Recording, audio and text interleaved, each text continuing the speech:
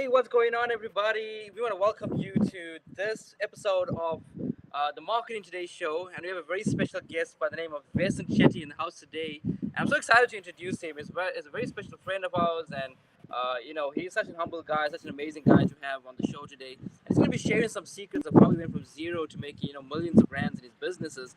But a quick bio about who Vesen Chetty is. He's the founder and CEO of Providential Financial Services, one of the fastest growing FMO companies in the town. He has over 100 associates, which is super awesome nationally. He's also the co-founder of the national retail chain Just Undies, together with his wife Shamin Chetty. And just like many entrepreneurs, he's gone from zero to making from basically rags to riches. And I'm so excited to interview him today. So welcome, Vesen Chetty, to the show. How are you doing today? My man, Joshua, awesome. Always love spending time with you, brother. Vesen, can you hear me? I can, yeah. Can you hear me? I just can't hear you. Give me a second. Vesen, can you hear me? Yeah, I can. Loud and clear. Can you hear me? Okay, I'm just having a trouble hearing you. I just can't seem to hear your feed. Okay, wait, hold on. Right. I'm all on here. Can you hear me now? Okay, guys, we're just having a small technical difficulty here.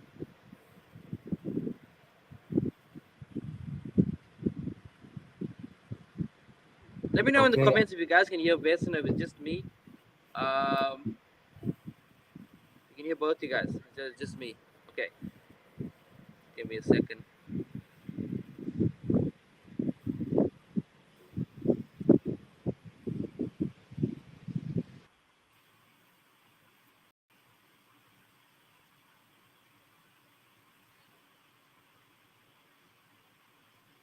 The host has left the building. We'll be back soon.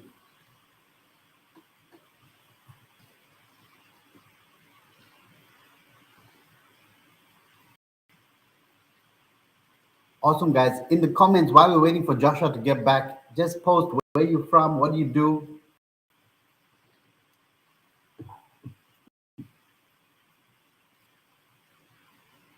Listen.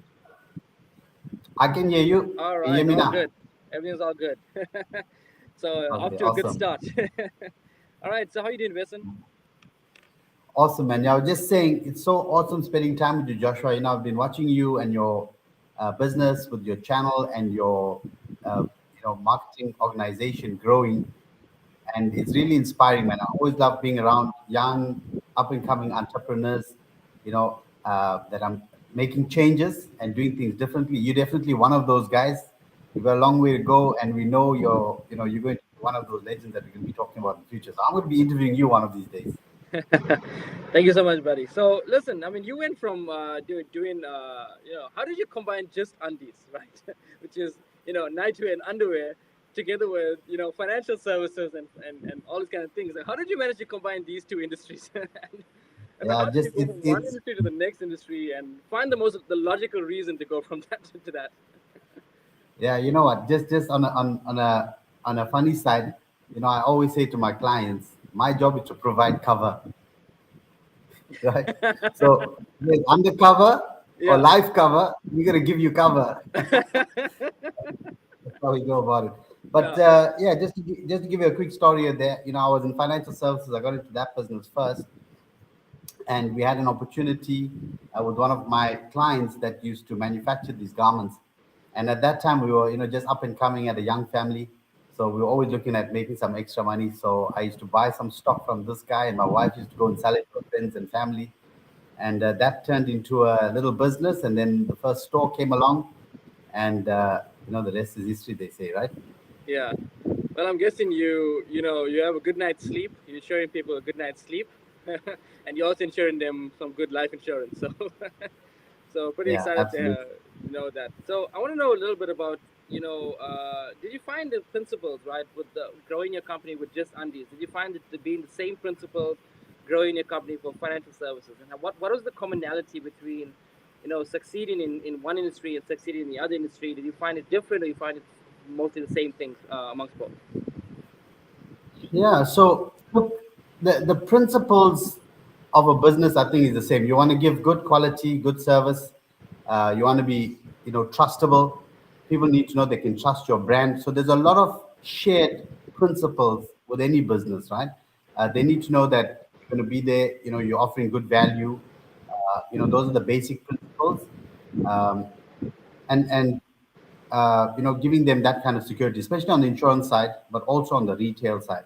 But I think also, if you have to look at the business principles, for example, uh, or the different areas of the business, it's very much the same. You have to. I believe in focus, right? Which the acronym stands for follow one course until success. A lot of people want to have multiple streams and have multiple businesses and all of that, but I assure you, there's no such thing as running multiple businesses. You can't do it. You have to do one at a time.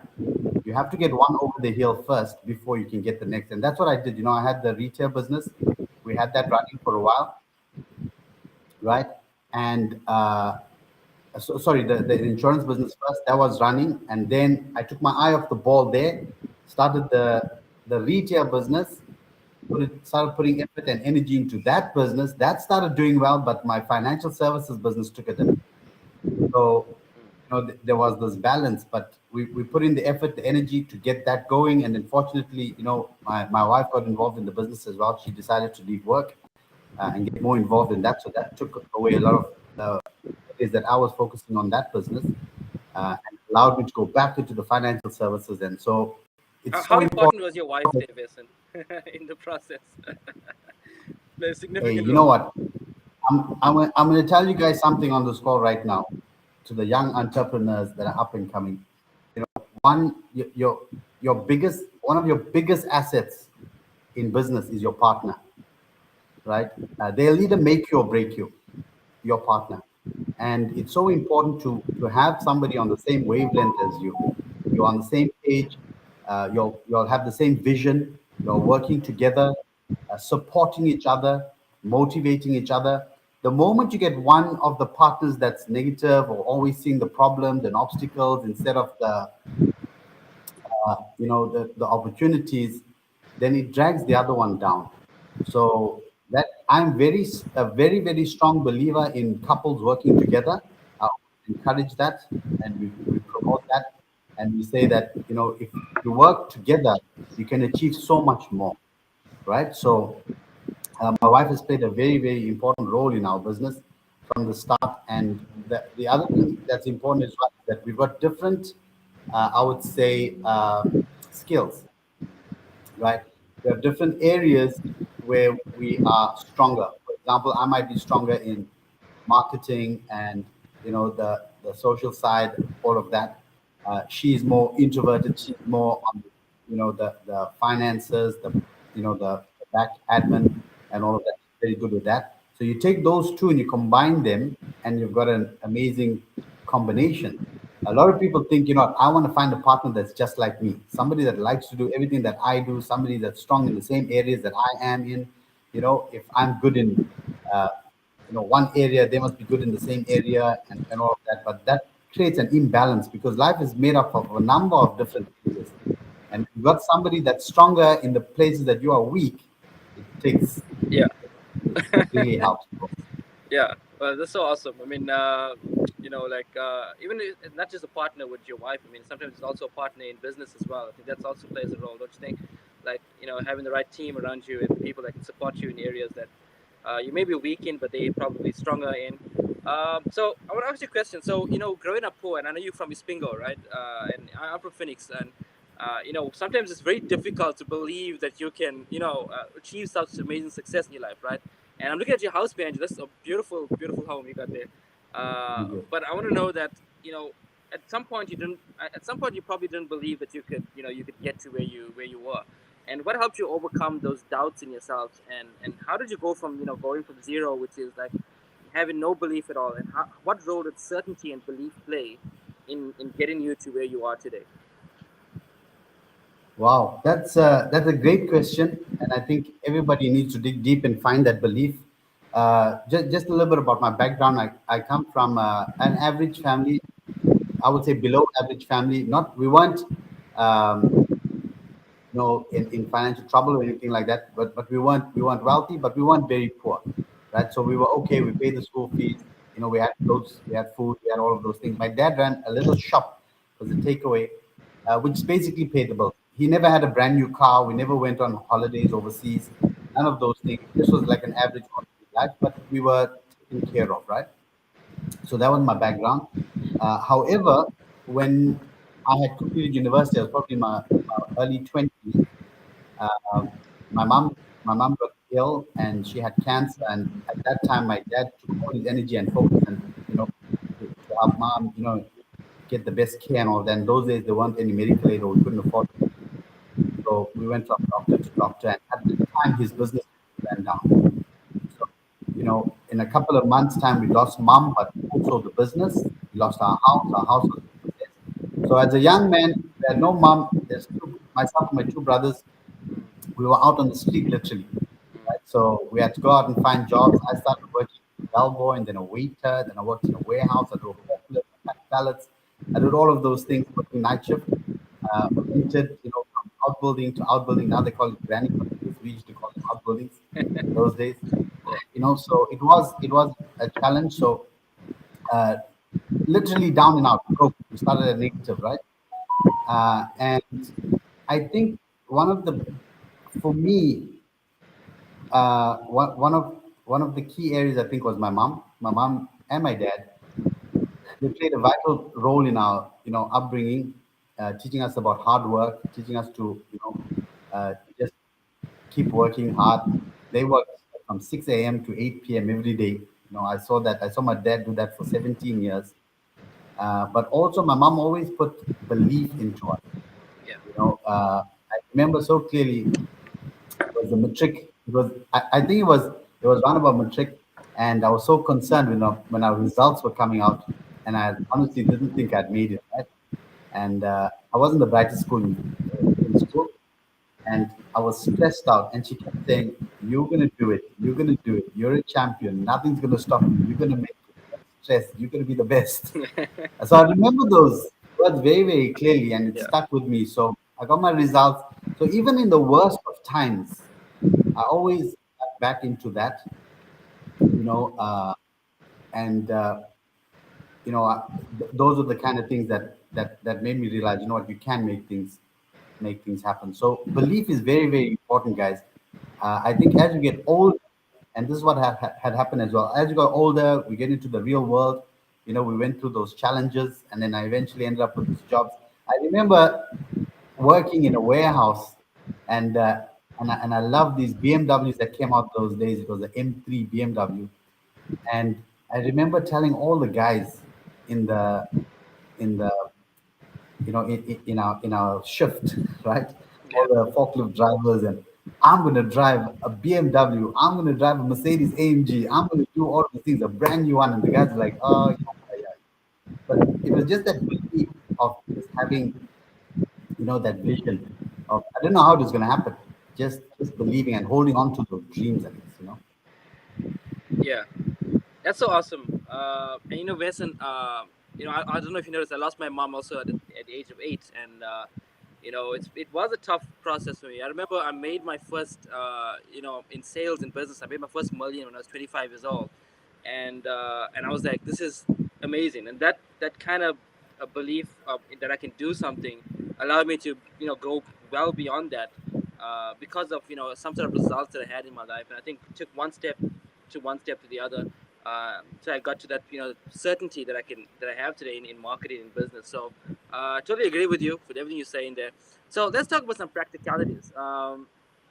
You know, you started just undies, and then you also started an insurance company, but you had no funding. So I have a lot of people telling me that they want to start businesses, but they don't have the funding, right? They don't have the cash flow, the capital. How did you do it? How did you go from like literally going from nothing, starting all these businesses, and then not having the cash flow to begin them? What did you do, and how did you start raising funds and stuff like that to build your business? Yeah, so that's also a very good question. I think a lot of people use the funding as an excuse, let's say, not to take the next step, right? Yeah. Um, but fortunately, I'll talk about the first business, which was the financial services. right? So that was the first business that got into. Okay. The advantage of that business is it requires very little funding, right? You just need a cell phone or a car and a laptop, and you're good to go. Yeah. Okay, so when I was retrenched, by the way, right? So I was retrenched at the age of 27, and that's how I got involved in the financial services industry. No previous sales experience, financial services experience, none of that, and I got involved in this industry, and just started learning the ropes. So it didn't require a lot of capital, and the advantage of this industry, you don't have to buy stock. I don't have to buy an insurance policy to sell it, Yeah. right? Yeah. So I could just go and talk to people, do a few quotations. Guys were happy, obviously, and then we sign the deal, and then you get paid. So that's what helped me to start earning a little bit of income without any capital in the beginning, right? That's what started that. And then on the retail side, so somebody else that finds a different type of business, you must always understand there's very creative ways of raising capital. Okay. And one of them, I would say, is uh, leveraging of, for example, suppliers. Okay, so if you've got a proven concept, you don't have to go to the bank for money.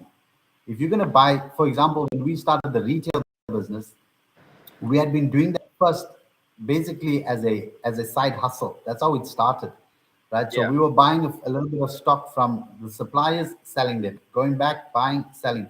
Eventually you develop relationships with this. They can see you're buying the stock and you're selling it, you're coming again and you're buying cash, right? That's how the business started. Eventually they realized, you know what, these guys are genuine, they're consistent, they're doing the numbers, let us give them a little extra stock. So they came to a point where they were advancing us maybe 5,000 Rand or 10,000 Rand worth of stock and said, go and sell it and then come and pay us. So you kind of developed that line of credit, Right. right? So that's how that happened.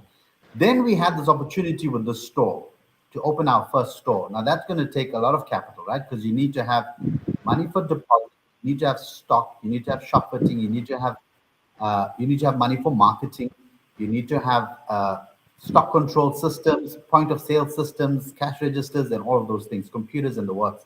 So that was for us a huge amount. I'm talking about almost 20 years now. It's about 15 years ago that we started the retail business. I think the capital required was about 200,000 Rand at that time, or 250,000 Rand at that time. That was, Yeah. for me, like out of reach. Where are you going to get 250K from? Yeah. So how we got that started is, again, we had faith, belief, and we knew we were going to work hard. We knew we were going to work hard, and people knew we were working hard. So I went to the suppliers and I said, would you help me with stock? Give me stock. I'll pay you in 60 days. We went to shop fitters.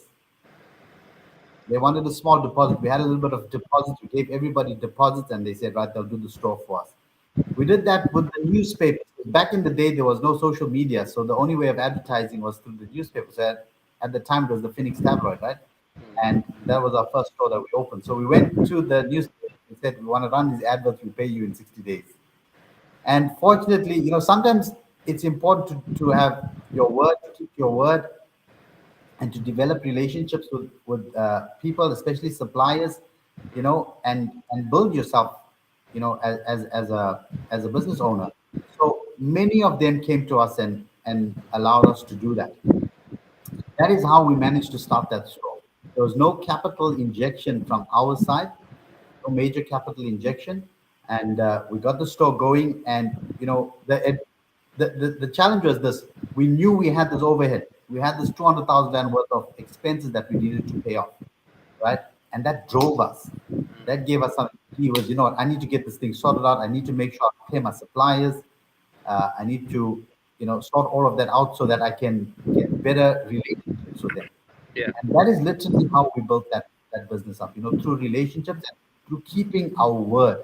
When we said to somebody, we will pay you on a certain day, they were paid on that day. Absolutely. Yeah. So I think there's lots of creative ways of getting into a business without having capital. Just develop yourself, prove yourself to the market first. A lot of people will come out and say, I've got this idea and I need R1,000,000. I get this all the time. Youngsters coming to me, I want to start a website. I want to do this. I want to do that. I need R1,000,000 to set up a website, buy stock, whatever. Then I'll ask them, what have you sold already? Yeah. And it's like, no, I need my website to sell it. I need this to sell it. I need that. I said, no, you don't need anything. You need to be able to sell. If you can sell something to somebody, even if it means knocking on somebody's door and Yeah. selling something, that shows me you're capable of doing something. I will put money into somebody like that, Yeah. right? But not somebody that hasn't sold it. Absolutely, yeah. I think sales and is so important. Like how didn't have fun. I think sales played a massive role in, building the relationships, selling products, and making going door to door and knocking those doors, and actually letting your customers fund your dreams, right? Because if your customers decide with their cash flow that they're willing to give you cash for what you're selling, then it's proven concept. And I think that's what you've done. You proved the concept of whatever you're doing and kind of worked. And so, what I want to ask you now is, I know you've been through this Vault conference, right? And Patrick David has always been one of my favorites when it comes to business and marketing and sales, specifically sales. I love his work ethic and what he teaches and all of these kind of things. And I see you there in the center. And this happened in, I think kind of the way it happened, but you can tell us a little bit more about what are the experience around the Vault conference, and what are some of the sales hacks and tricks that you've taken from Patrick David, applied to your business, that helped you scale this company to nationwide and so forth. I'd love to hear your feedback on that. Wow, that's amazing. Yeah. So that was in 2019. That was the first time I met Patrick Bet David. Yeah, But a little history behind that relationship is I'm in financial services, right? So we've been doing insurance since 2003, the traditional way, right? And around 2016, I came across Patrick Bet David, some of his videos. I'm sure you must have seen The Life of an Entrepreneur in 90 Seconds. That yeah, was the first video, that I saw of Patrick Bet David. So I saw that, and then I did a little bit research on this guy, only to realize that he was doing exactly the same thing that we do, selling okay, life insurance products, right? right, And investments and retirement plans and all of that. So I reached out to him, and yeah, amazingly, not expecting this, at that time he didn't have the following that he has now. yeah, He replied to me, and then we got into conversation, and I shared what we're doing in South Africa. And then he says, "You know what? Just follow my channel." And he kept sending me, information, videos to watch, and all of those things. So we developed a relationship way back in 2016, while he was more focused on building his insurance business. The insurance business is called PHP Agency. yeah, And then, uh, a few years later, he sends me an invite. He says, "We're doing this conference. Would you guys be keen to attend?" And I'm like, "I'm there," right? So that's when we attended the first conference with six of our team members there. We went to Dallas. It was held in Dallas, Texas, near the head office, and it was an amazing conference. It was about 2,000 other entrepreneurs from around the world. yeah, So there was so much that was shared. It was a 3-day event, and they went through so much different things, from business, from handling people, sales techniques, um, vision, planning, leadership, how to move people. There was so much that was covered in that 3-day period, and it was all the information that he shared. Why would you pay so much in tickets and flights and accommodation and the time away from business to go and learn from somebody for 3 days in the USA? Is because this is a guy that has walked the walk. He has proven himself in real life, in the real world. He's gone and built a business from zero, mm, right? And now he's sharing all his lessons. There's a lot of people out there in the world today that are these business gurus and YouTube, you know, mm, and Instagram socialites and all of that, giving advice, but they haven't built anything themselves. They're just regurgitating what they learned in books. mm, And for me, that was key. Learning from somebody that has uh, practical experience and real life success, and somebody that's willing to share that. That is not common. There's yeah, not a lot of people at that level that have reached those levels in business that are willing to share their knowledge. Right? The people that are sharing it, like I said, are ones just reading about success tips and then sharing it online. yeah, And so that was amazing, amazing experience. We came back with a lot of knowledge, which we implemented in our business. It took our business to the next level. And then in January this year, we visited the US again. One of the things about going to these kind of events was we networked. Remember, there were 2,000 entrepreneurs from around the world. There were people. For example, there was a guy from Italy that was there, and his family making shoes, Italian shoes, for the last 300 years. It's a billion. dollar business that they're running, where they're supplying shoes worldwide. And Yeah. one of his challenges was their competition is now China. Mm. Even in Italy, you would imagine people buy Italian shoes because it's Italian, right? Yeah. But even in Italy, they're having competition from the Chinese, so their market share is dropping.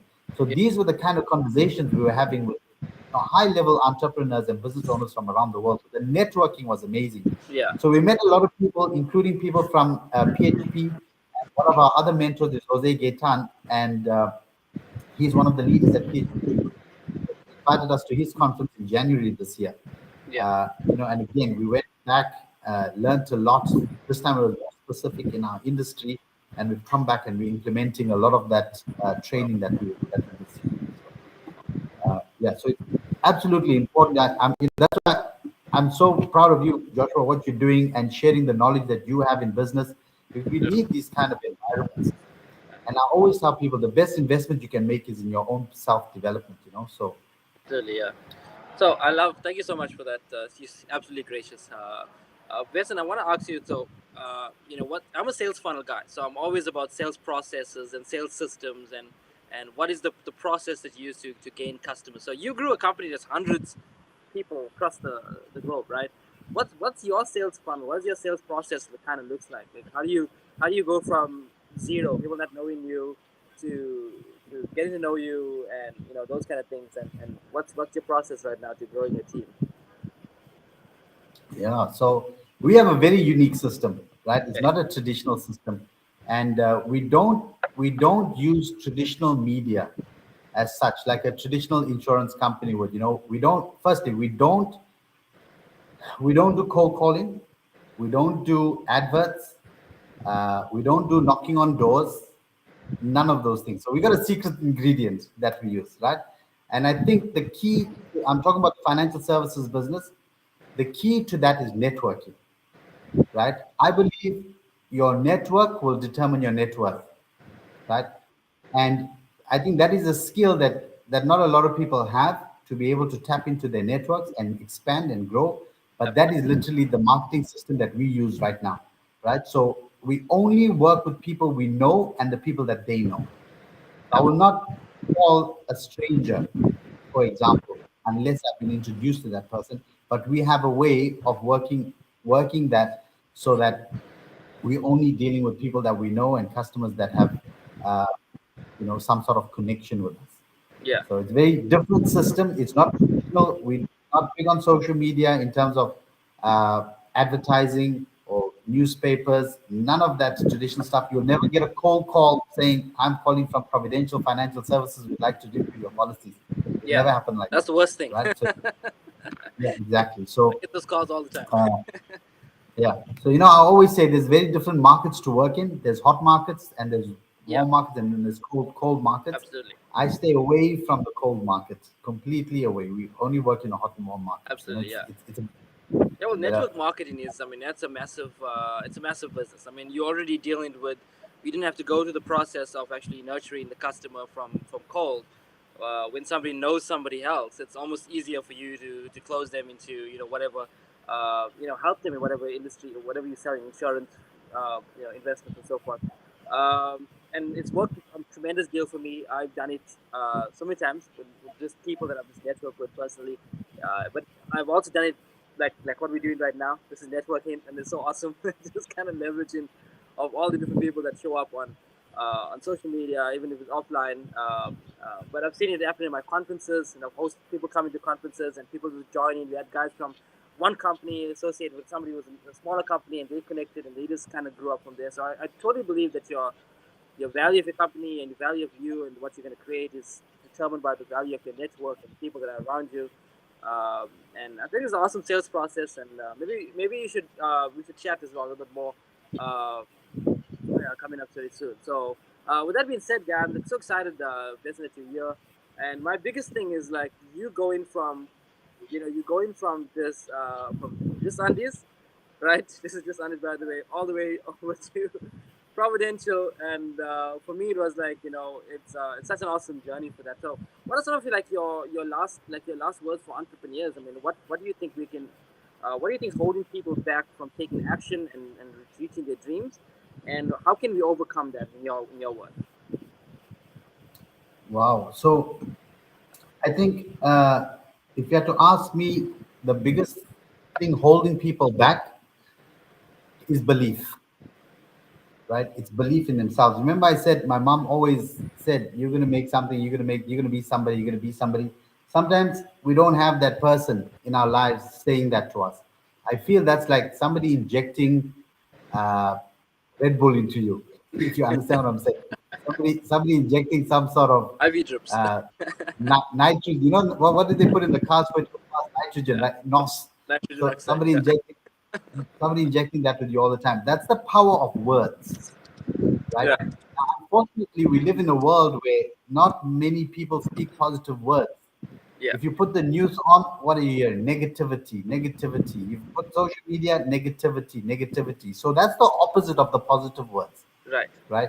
And we're being fed with this all the time. So can you imagine now, instead of being fed with something positive, you're being fed with something toxic all the time? Imagine. What's going to happen? You Yeah, believe that you can't do things, right? That's the one thing. The other thing is with social media now, people looking around and seeing all these people living these fancy lives, and this, they believe they can't do it. yeah, Maybe they believe, I don't come from money. I don't have an education. I don't have wealthy parents. I don't have a back. I don't have capital. I don't have. They keep talking about all the things they don't have. yeah, I would recommend start with what you have. Be grateful. You have health. You have a roof over your head. You have clothes. You've got the ability to talk. You've got the ability to stand up and walk. There are people out there that pray they had those basic things mm, right now. So start with that. Start with gratitude, right? And then you'll realize how lucky you are. Number one. Number two is have belief. Your background, your past doesn't determine your future, right? You need to believe in yourself and understand that if you have an unwavering belief in yourself, you can achieve anything you want. So belief is absolutely core, foundational in terms of success, right? And a lot of people don't have that. A lot of people jump into businesses with a little bit of doubt. You know, I don't know. I'm going to tiptoe into this thing. Let me see if it works, yeah, right? yeah, And that is doubt. There's a saying. They say a mustard seed of faith. Faith the size of a mustard seed can move a mountain, right? And faith is belief, basically. yeah. It's just belief. You Yeah, need to believe. You need to take the steps on those stairs before you can see the whole staircase, mm, right? And all our religious books teach us that, right? It doesn't matter what religion you are. They all teach us that. yeah, Have belief in yourself, and the answers will come. But just have that belief that you can achieve it. The moment you have a little bit of doubt, that mustard size seed of doubt in your mind, you won't even move a molehill. yeah. Absolutely. Nothing's gonna happen. So the key number one is belief. But you can't just keep believing, believing, believing, and not doing anything. Absolutely. So the second is action. Action. Right? Yeah. Well, the next thing is action, right? Well, before you take action, you need to have a plan. So it's belief, plan, and action. That's it. Absolutely. You need to believe in what you want to achieve. You need to have a plan, whatever that plan might be. You need to have a Yeah. proper plan. You need to say, right, X, Y, Z. This is what I'm going to do. And then number three is execute, take action. Right. A lot of people will do the plan, but they don't take action. Yeah. They don't take action because they're going to say, let me wait for the planets to line up, Yeah. as an example. Let me wait for this to happen. Let me wait for the economy to come right. Let me wait for, the right partner. Let me wait for my child to finish school. Let me wait for this, that, whatever it is.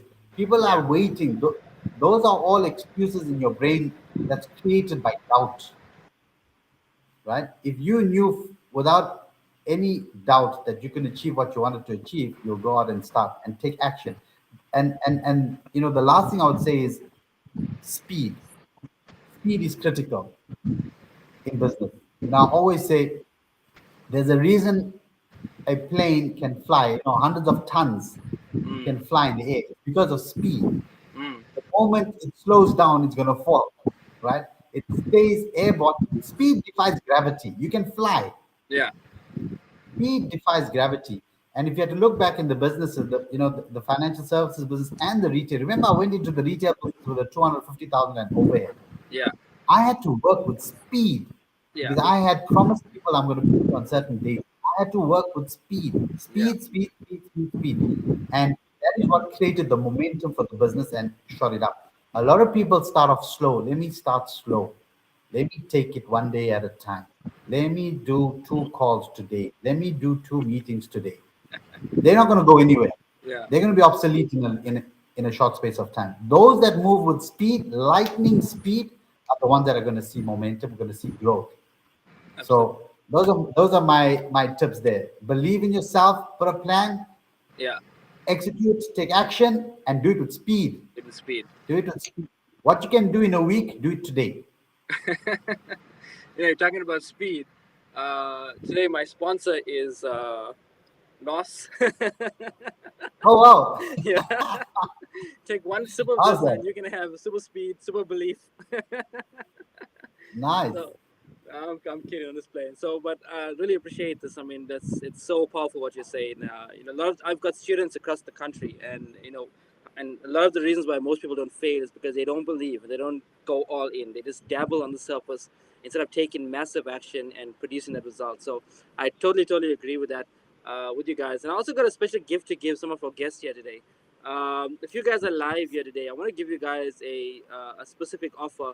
Uh, so I'm hosting a conference here at the Pencil Club on this coming Monday, where we'll be covering a bit of sales funnels, sales processes, online, systems that we've been using that's taking place here. So if you guys want a free seat, because you guys are live, I'm gonna give you guys a free seat. I'm gonna put it down on the comments. If you look, there's the little hosting there. It'll also be like pinned to the top. If you want to like get a free seat, just go to funnelmarketing.co.za and definitely grab a free ticket there. And we'll see you there. And hopefully, you can have Vesen also show up there. He was supposed to come with the previous one. He missed it because he had his birthday on the day. So it's no longer your birthday. So we're gonna see you That's cool. hopefully for this one. It's on this coming So, Monday. so this is this Monday, Josh. Yeah, this coming Monday. At Uh, what time is it? so it's taking place at 9 a.m. 9 to 12. It's completely free to join. If you want to take the VIP, there's a VIP option as well, which includes lunch and stuff. But essentially, it's free to join, and it's gonna be an awesome journey. Would love to network, and if anybody can come on join, or I want to meet Vesen, if you can make it, it'll be super awesome.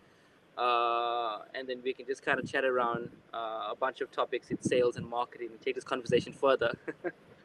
So Awesome. yeah, Yeah, guys, whoever's on take advantage of this opportunity. Joshua's a great guy to be around. And also, there's lots of other entrepreneurs. It's a great opportunity to network, to meet other people, discuss ideas.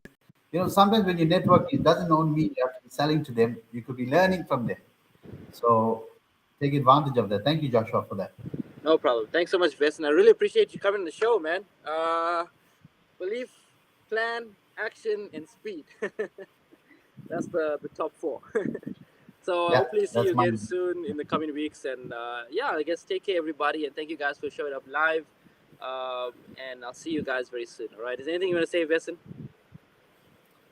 No, thank you very much for your time, and very proud of what you're doing as well. You're really changing the game, taking things. So I'd love to learn more about what you're doing. I know I've got a basic understanding, but definitely something to consider, especially the way things are changing now in the world.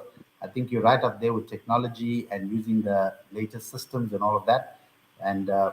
yeah, so thanks for sharing your knowledge as well. So Awesome. much success to you. Awesome. Vesen, just stay on the call. We'll just chat a little bit. I'm just going to end the stream. All right. So thank guys, everybody. I'll see you guys soon. Thank you, guys. Cheers. Awesome. Wait. Let's see who's on the call here now. We got Claudette, we got Lionel. Awesome, guys. Guys, Really yeah, move them. awesome. You can chat if you want to. Oh, that's some Okay, cool guys. cool. All right. Yeah, thanks. Thank you, guys. Appreciate you.